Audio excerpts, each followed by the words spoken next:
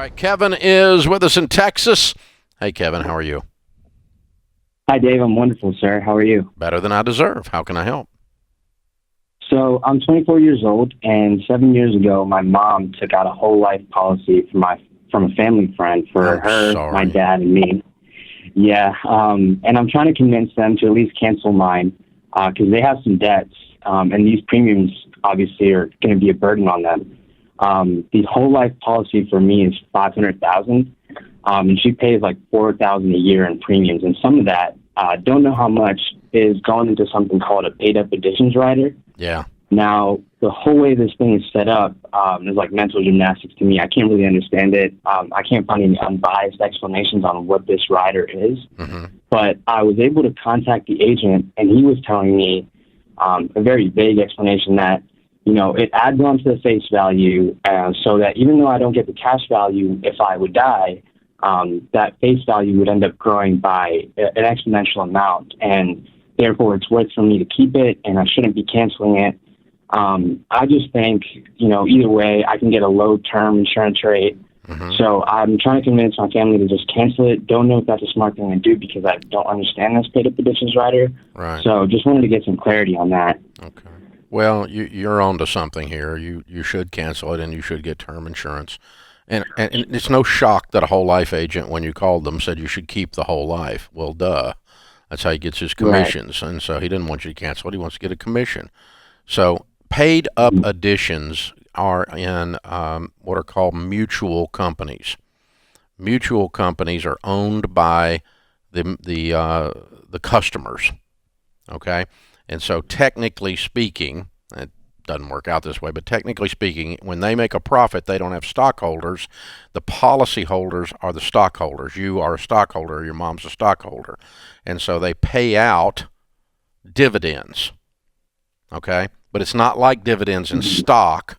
They make it sound like it is, but it's not. Dividends in stock are when you own a share of stock in a company, the company makes a profit, and they give you the money. Okay? But if you're the customer and the company makes a profit and they give you money, whose money are they giving you? Yours. They overcharged you in the first place that created the profit, and then they gave you some of your money and made you act like they did you a favor. Okay? And so the IRS has ruled with mutual companies that dividends in life insurance are not like dividends. They're not taxable because they're a refund of a deliberate overcharge. That's what the IRS says. Okay? So that's what the money is. That's the money that's being used to buy paid up additions. Okay? Now let's listen to the words. Additions means you're buying more insurance. Additional insurance. Paid up on whole life policies is when you are, if you wanted to just buy a whole life policy and not pay monthly, you could give them a lump sum. They would take a portion of the money you gave them and put it into a cash value, and you would have given them so much money up front that you paid them in advance so they don't charge you anymore. That's paid up. Okay? And so what paid up additions are is you gave them so much money, you prepaid for additional insurance using the dividends that are the refund of a deliberate overcharge. There's a lot of mental gymnastics here, but it is understandable. Okay? So they charged too much to start with, handed it back to you in the form of profits called dividends that aren't really profits. They just gave you some of your money back. They use that to buy additional insurance and give you the wonderful benefit of letting you prepay for your whole life for that additional insurance. Paid up additions bought with dividends. That's what this is. Okay. And so it's a bunch of horse crap is what it is. It's horse crap. It's manure. My parents' policy, they're also shaped like this, but they're near 60 now, so their term rates, I checked it out for them, but their term rates are really high. So do they even need insurance? Do they have money? They're in a lot of debt. They have over 6 figures of debt, about $100,000. Yeah, because they've been buying this horse crap their whole life. Yeah, it's just adding to the burden. Yeah. So is it wise for them to just keep theirs? Because their term rate is just about the monthly premium of this whole life.